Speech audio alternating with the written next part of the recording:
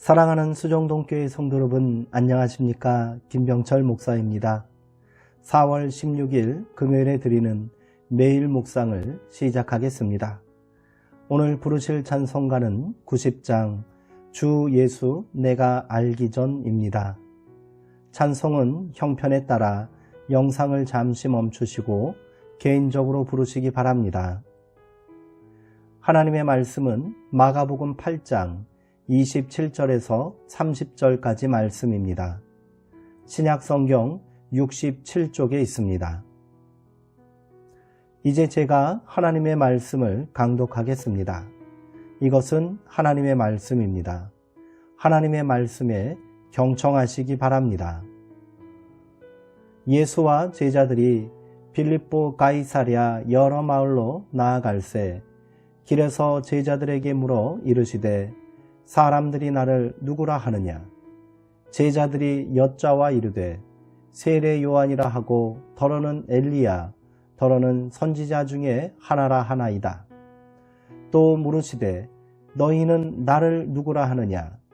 베드로가 대답하여 이르되 주는 그리스도 신이이다 하매 이에 자기의 일을 아무에게도 말하지 말라 경고하시고 아멘.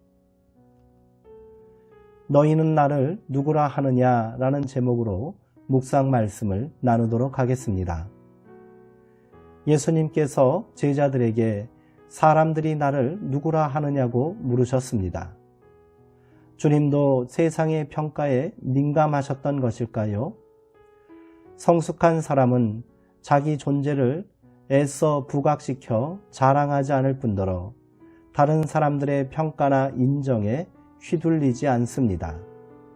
자기 신념과 확신을 가진 사람은 무소의 뿔처럼 홀로 세상을 사는 사람들입니다. 예수님이 세상의 평판에 민감한 분이 아니었다는 것은 분명합니다. 그걸 바라셨다면 유대 변방 갈릴리에서 불황자와 같은 자들과 어울리며 3년을 지내지는 않았을 것입니다. 그걸 의식하고 제자를 거느리셨다면 명문가의 자제들이나 지성과 인성을 겸비한 사람들을 모았겠지요. 그러나 예수님이 직접 찾아가시어 부른 제자들은 하나같이 변두리 인생들이었습니다. 그들의 사람됨을 우리가 정확히 알 수는 없다 해도 최소한 세상의 평가는 그들에게 결코 호의적이지 않았습니다. 어쩌면 예수님이 그런 질문을 던졌던 것은 세상의 시선에 민감한 제자들의 마음을 살피기 위해서였을지도 모르겠습니다.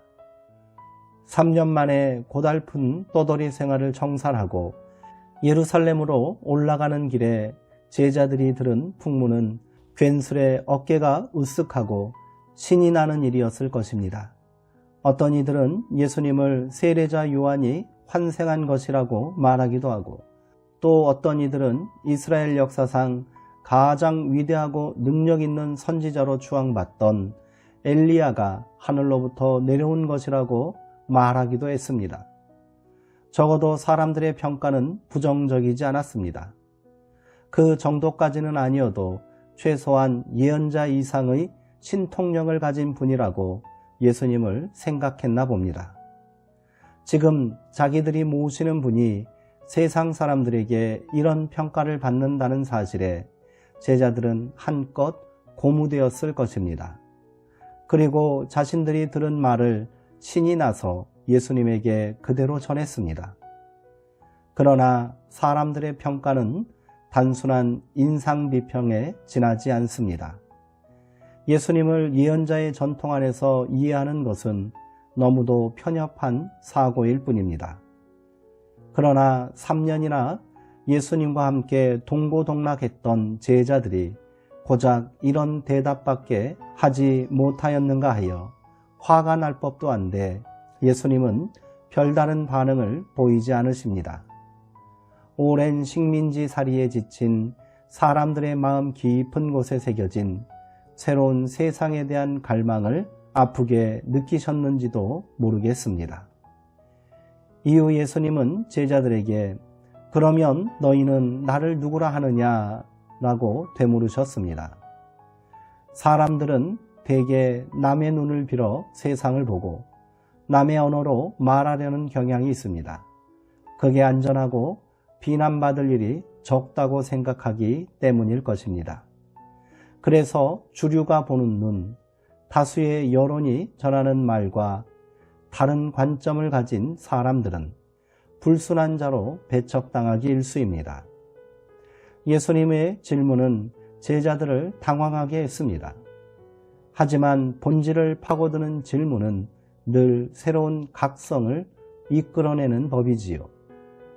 모두가 우물쭈물하고 있을 때 베드로가 대답합니다. 주는 그리스도이십니다. 그 속에 담긴 깊은 의미와 비밀을 다 깨닫지는 못한다고 할지라도 베드로의 짧은 대답은 정답에 가깝습니다. 베드로는 자신이 그동안 보아왔던 예수님의 모습을 떠올렸을 것입니다.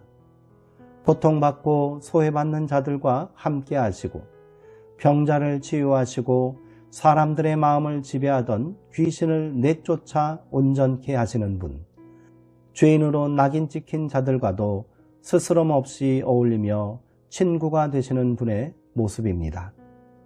그 속에서 베드로는 새로운 세상의 단초를 발견한 것입니다. 우리는 이를 베드로의 신앙 고백이라고 부릅니다. 그가 고백한 주라는 말은 황제를 부르는 칭호이며 궁극적으로는 하나님을 고백하는 이름입니다. 또한 그리스도라는 말은 구원자라는 뜻이 아닙니까? 복음서에서 제자들 중 이 고백을 한 사람은 베드로가 유일합니다. 그러나 안타까운 것은 복음서에는 제자들의 입에서 이 고백이 더 이상 나오지 않는다는 사실입니다.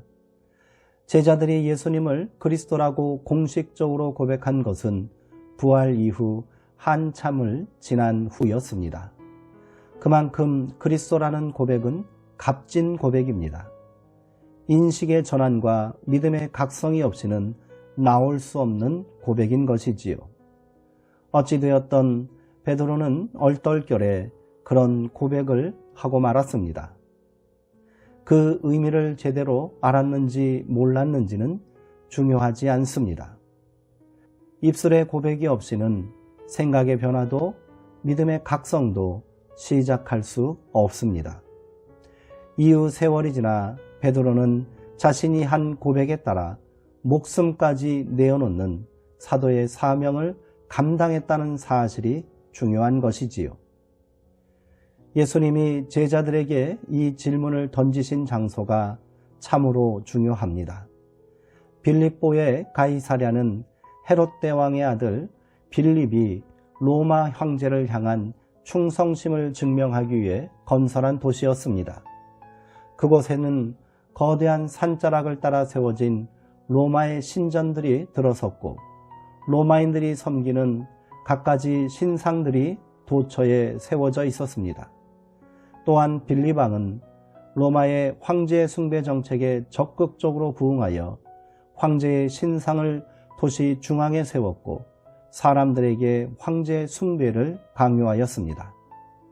한마디로 빌립보 가이사랴는 우상의 도시이며 로마의 중요 식민 통치 지역 한가운데 세워진 황제 숭배의 거점 도시였습니다.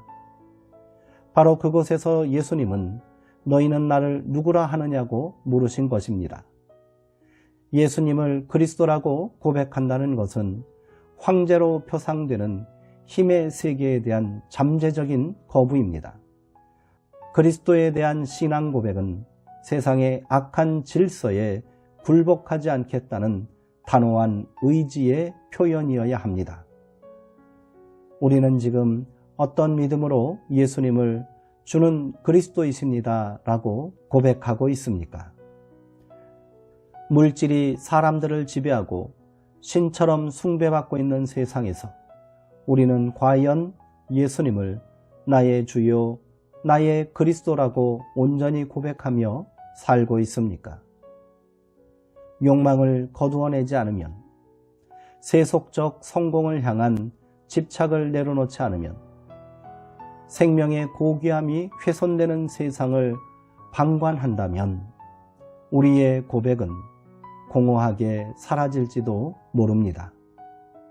예수님께서 잡히시던 밤에 두려움에 도망치고 낙담하여 숨어버린 베드로와 제자들처럼 말입니다.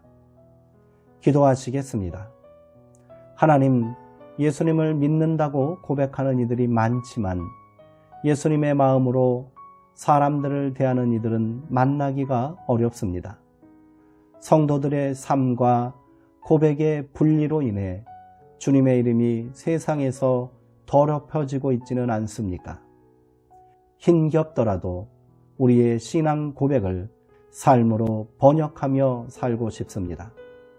주님이 걸어가신 그 길이 구원의 길이요 생명의 길임을 온전히 고백할 수 있도록 우리에게 믿음을 더하여 주옵소서. 예수님의 이름으로 기도하옵나이다. 아멘. 이상으로 오늘 묵상을 모두 마치겠습니다. 사랑하고 사모하는 성도님들, 오늘 하루도 평안하시고요. 주의 은총 가운데 강건하시기 바랍니다.